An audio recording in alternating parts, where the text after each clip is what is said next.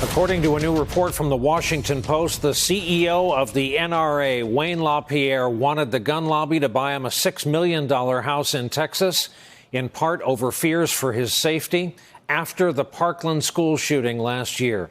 Carol Leonnig and Beth Reinhardt report LaPierre told associates he was worried about being targeted after the Parkland shooting. They report, quote, LaPierre and his wife Susan were intensely involved in the selection of the property, rejecting an upscale high-rise in Dallas with numerous security features in favor of a 10,000-square-foot estate with lakefront and golf course views in Westlake, Texas, on the market for about $6 million, according to emails and text messages described to the Washington Post. The couple wanted to secure a social membership at the exclusive golf club and the gated community, the messages show. They also sought the purchase of 2 vehicles and to keep the current owner's golf cart if possible, according to one email. One aspect of the property that concerned Susan LaPierre was the lack of closet space in the men's closet of the master bedroom, the emails show. The discussions about the estate, which was not ultimately purchased, are now under scrutiny by New York investigators. Some members of the NRA's board have defended LaPierre and pushed back on this report. One said, quote, they were just trying to find a safe house to put him in. All of this comes after another report from the Washington Post that says altogether, the NRA, its affiliated charities, its political committee finished 2018 $10.8 million in the red, an unusual position for them. Back with us tonight, the aforementioned Carol Leonnig, Pulitzer Prize-winning investigative reporter for the Washington Post.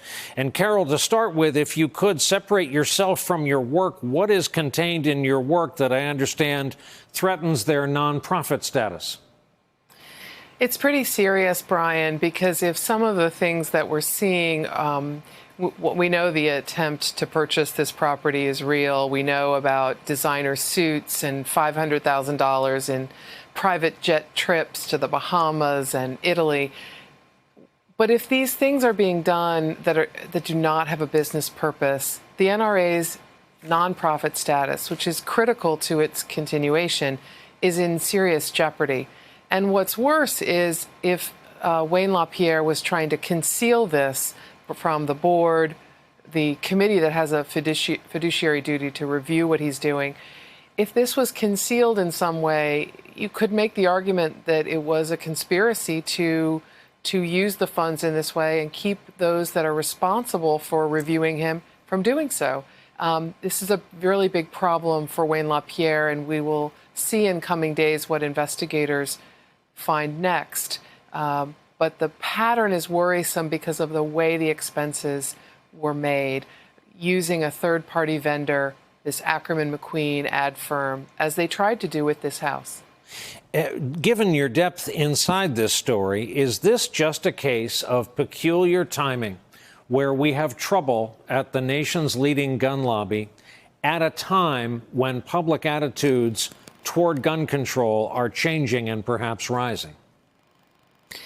I don't know that the current situation, the blood feud inside the NRA, really relates to the changing nature of the body politic. Mm-hmm. People are getting fed up, as you rightly mention, with the mass shootings, the kids dead, high schools, elementary schools, Walmarts. People are starting to get weary.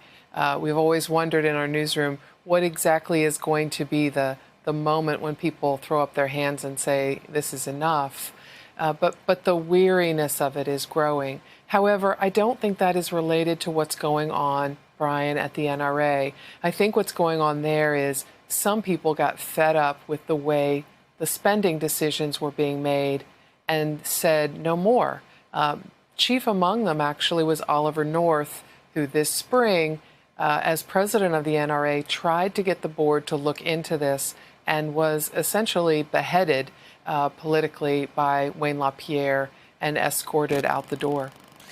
These kinds of problems, especially at a nonprofit, often anger the folks who have to scrape to send in a check for $20 as their contribution. But someone at the NRA thought it important enough to leak the fact that Wayne LaPierre was on the phone with the president, and traditionally their strength has been the get out the vote of like-minded followers effort. So I imagine in their power, perhaps they have been undiminished or near undiminished. We've been covering the NRA at the Washington Post for decades, and I can't claim to be in that group, but I've been covering it for a good long while. I've never seen anything like this, the fissures in the group. There had always been a very solid, lockstep defiance among members of the NRA that the people questioning any access to assault weapons or bump stocks or private unregistered gun sales were unfairly trying to infringe on that constitutional right. I hear so much now in recent days, members of this organization saying, we'd be open to compromise. Whether or not that plays to help the president or not and his reelection is to me a very big open question. Whether or not the group gathers as a defiant lockstep collective for him is an open question to me now. Hey there, I'm Chris Hayes from MSNBC. Thanks for watching MSNBC on YouTube. If you want to keep up to date with the videos we're putting out, you can click subscribe just below me or click over on this list to see lots of other great videos.